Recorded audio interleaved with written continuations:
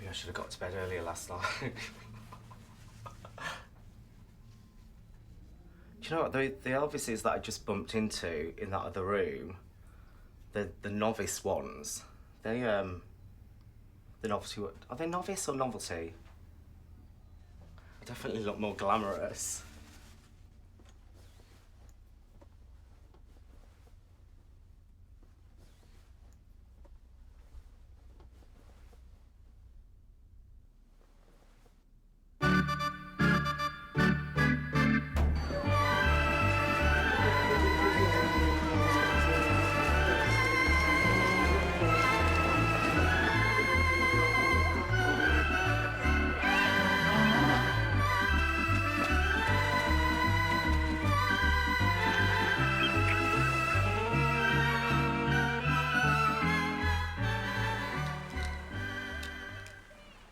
I've never, ever wanted to do straight Elvis impersonator.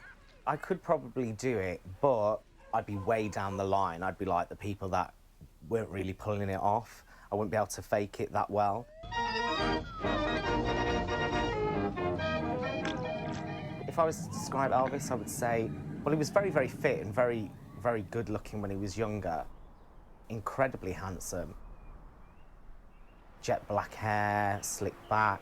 He's well built, very charismatic and very confident. Had a real swagger about him, a real presence. Someone that you would stop and look at and drop your jaw and just go, my God, who's that?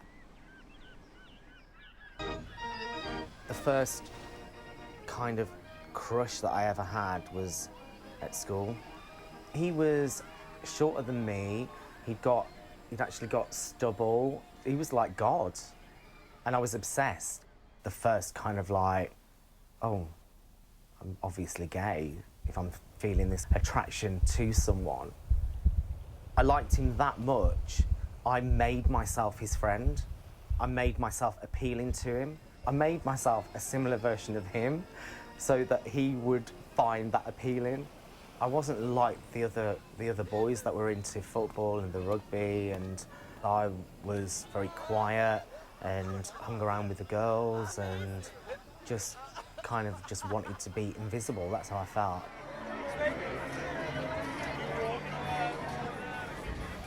Dean was my main bully when I was at school, and he just made upper school for me like a living nightmare.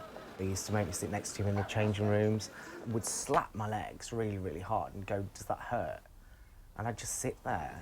I mean, I just tried my hardest to just be as quiet and discreet as possible. I lived in a fantasy world for a very, very, very long time. The Pink Elvis is definitely like an exaggerated version of myself. Off stage, I almost kind of just want to hide away. That costume goes on and it's like I'm at a party and I'm already drunk, but without the alcohol.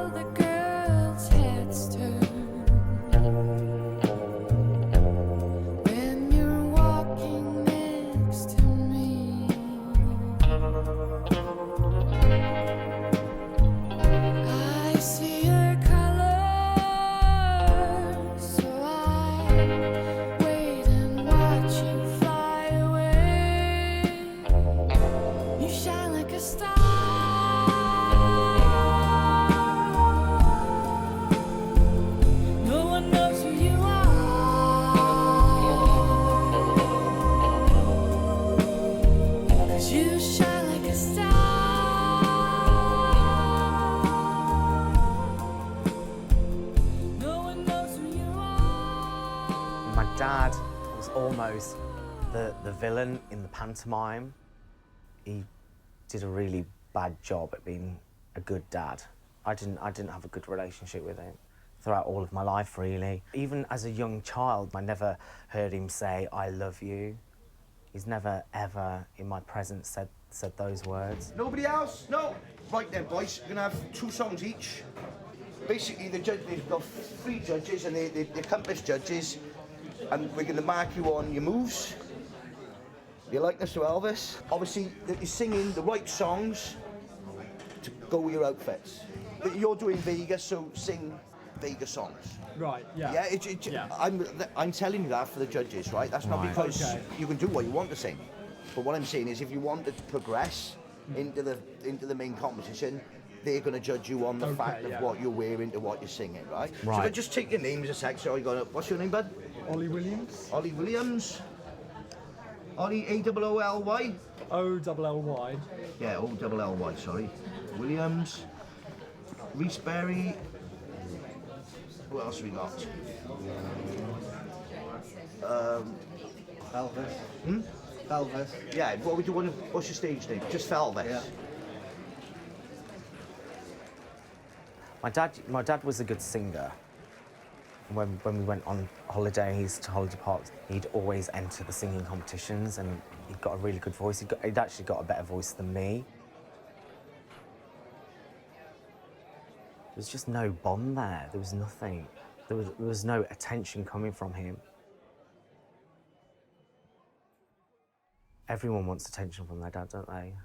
And I fantasised that one day I was going to be a big, massive star, and then he would notice me, and he'd want something to do with me, and he'd be interested in me.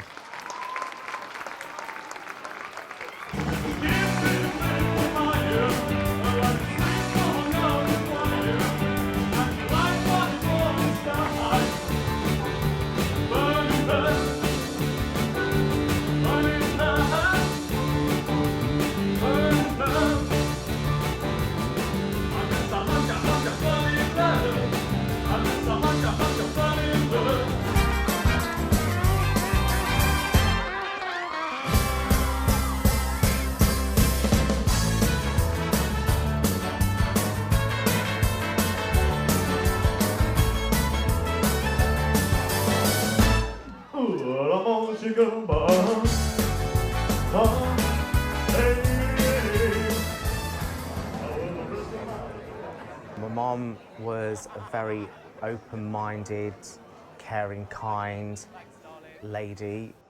It was always just go out and be yourself and do what makes you happy. Never, ever, ever once in my entire life felt like I was bound or tied not to do something. That was her gift to me.